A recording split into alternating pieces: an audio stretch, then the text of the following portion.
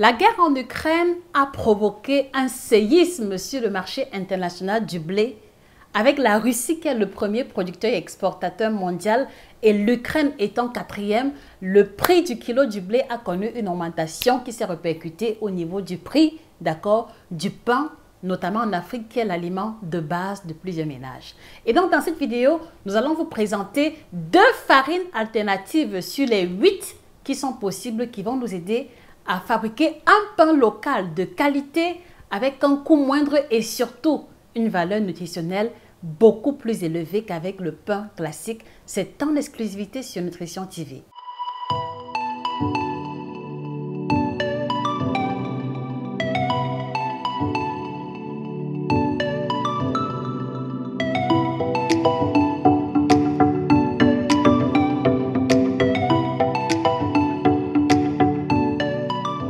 Bonjour à vous fidèles téléspectateurs, téléspectatrices, je suis Josica, votre spécialiste en alimentation tropicale, auteur de 9 ouvrages de nutrition à succès que je vous invite à vous procurer sur Amazon ou à la FNAC et chez nos représentants si vous souhaitez en savoir plus sur l'alimentation africaine dans les thématiques de libido, de ventre plein, de ménopause, de diabète, et de l'alimentation africaine de manière générale. Alors depuis fin février, le conflit qui oppose l'Ukraine et la Russie a chamboulé complètement le prix du kilo du blé sur le marché international. Et croyez-moi, les statistiques annoncent que la situation se compliquera davantage très bientôt avec l'embargo de l'Inde qui est le 2e exportateur mondial de blé. Et donc l'objectif de cette vidéo est de vous présenter les farines alternatives qui peuvent être utilisées dans le domaine de la boulangerie, dans le domaine de la pâtisserie pour pouvoir compenser, pour pouvoir pallier, afin que le consommateur moyen ne puisse pas subir les frais ou alors ne puisse pas laisser toute sa bourse, dans l'utilisation ou dans l'achat des produits de boulangerie ou alors des produits tels que le pain, qui fait partie de l'ossature de l'alimentation de beaucoup de nos frères et sœurs africains. Je vous prie par conséquent, s'il vous plaît, de partager la vidéo aux amis, aux connaissances, à tous ces acteurs qui ont pouvoir de décision, à certains membres, du gouvernement qui ont la capacité, qui ont le pouvoir, de changer la donne pour pouvoir laisser la possibilité aux producteurs locaux de montrer leur savoir-faire. Alors, la première chose qu'il faut savoir, c'est que les farines qui peuvent être utilisées comme alternatives au blé sont multiples et nombreuses. La farine de mil peut être utilisée en compensation de la farine de blé classique. Le nom scientifique Penicetum glaucum qui comprend dans sa famille le fonio, le millet et ainsi que le sorgho. Et donc la question que je voudrais vous poser, les amis, est-ce qu'il vous est déjà arrivé de manger du pain à la farine de mil, du pain à la farine de millet ou de sorgho? Merci de laisser les différentes réponses en commentaire. La deuxième alternative qui peut être utilisée, il s'agira de la farine de banane plantain qui appartient à la famille des musacées et dont l'image apparaît à l'écran. On peut aussi utiliser la farine de manioc qui appartient à la famille des euphorbiacées. Vous avez encore une fois de plus l'image qui apparaît à l'écran. La farine de patate douce de nom scientifique Hypomea batatas. Vous avez aussi l'image qui apparaît.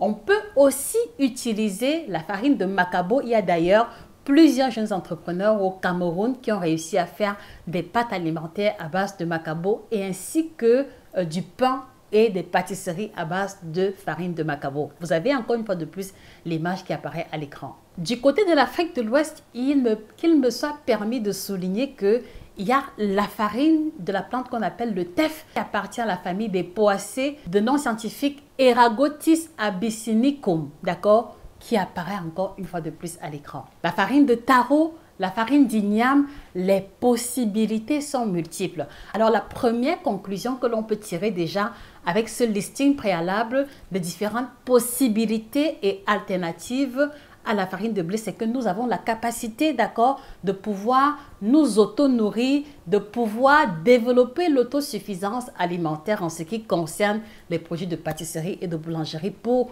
moi, c'est une vérité implacable qu'il est urgent pour moi de préciser. Voilà.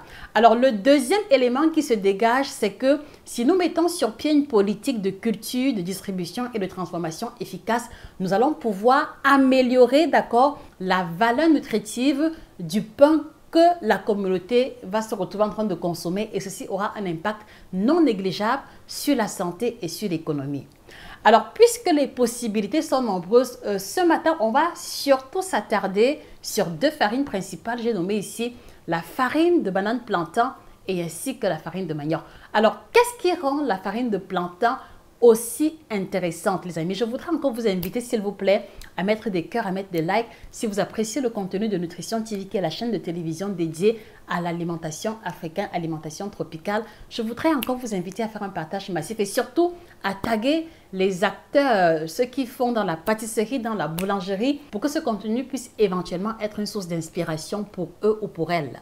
Alors, selon le Centre de recherche agronomique pour le développement, les chiffres annoncent que près de 10 millions de tonnes de bananes plantain sont produites chaque année en Afrique centrale et en Afrique occidentale.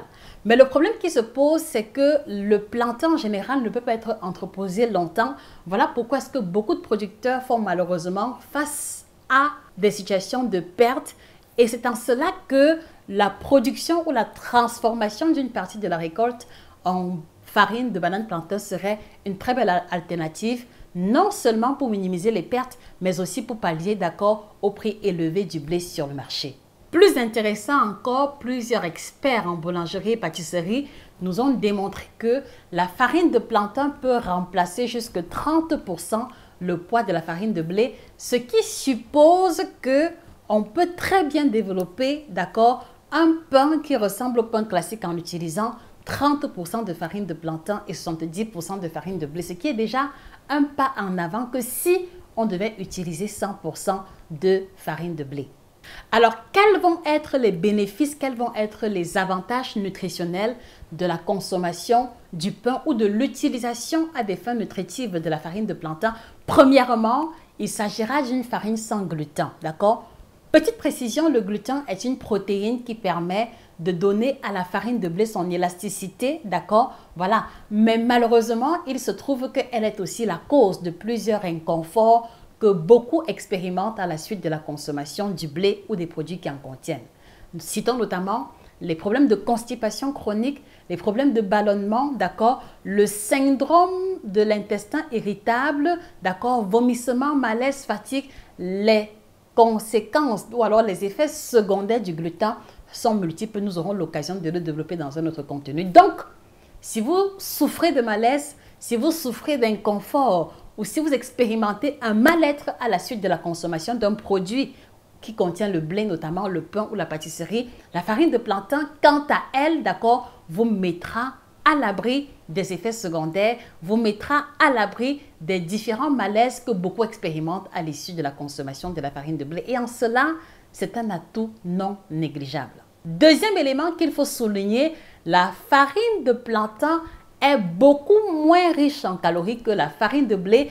Et pour la comparaison, 100 g de farine de blé nous apporte environ 280 à 300 kcal par là, tandis que la farine de plantain à poids égal nous apportera seulement 125 calories, presque la moitié en calories que la farine de blé classique. Donc, voici une farine alternative très intéressante pour les personnes qui font attention à leur ligne, pour les personnes qui veulent perdre le poids ou qui veulent simplement pouvoir se faire plaisir en mangeant du pain sans accumuler un trop-plein de calories. Troisième argument de taille vis-à-vis de la farine de plantain, c'est qu'elle est hyper riche en prébiotiques, d'accord?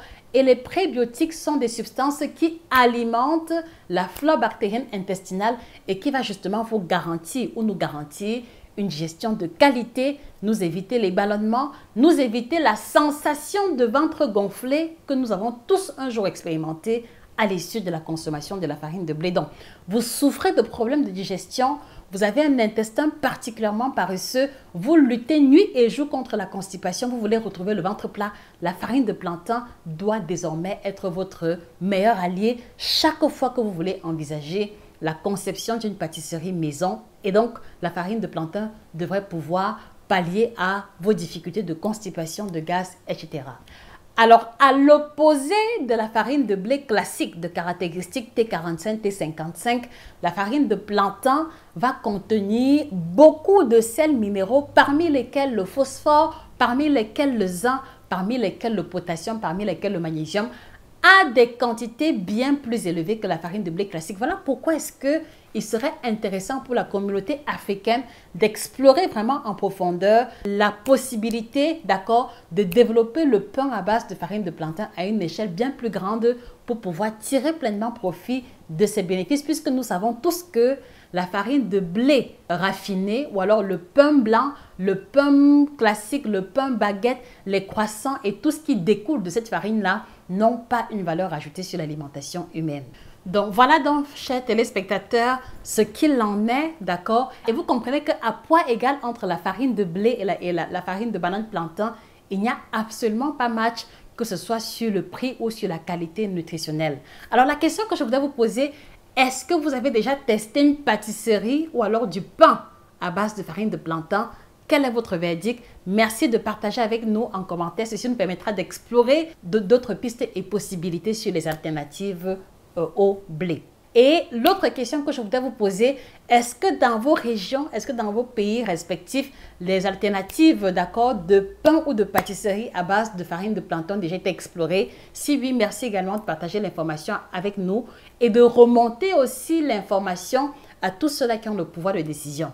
Alors, avant qu'on ne passe à la farine de manioc, d'accord, qui est la deuxième alternative, je voudrais vous présenter, d'accord, le nouveau joujou, le nouveau bébé de Nutrition TV qui est le kit Détox Bio by Josica. Vous le connaissez certainement parce que ça fait 3 ans que nous en avons fait la promotion. Juste que cette fois-ci, la composition a été revue et améliorée. Et vous avez donc sous les yeux, d'accord, le kit Détox Bio qui a la triple action ventre plat, détox et minceur, indiqué aux personnes qui souffrent de constipation, de digestion lente et qui surtout veulent diminuer le tour de taille sans mettre en danger leur santé. Merci de vous le procurer très bientôt chez nos représentants, d'accord?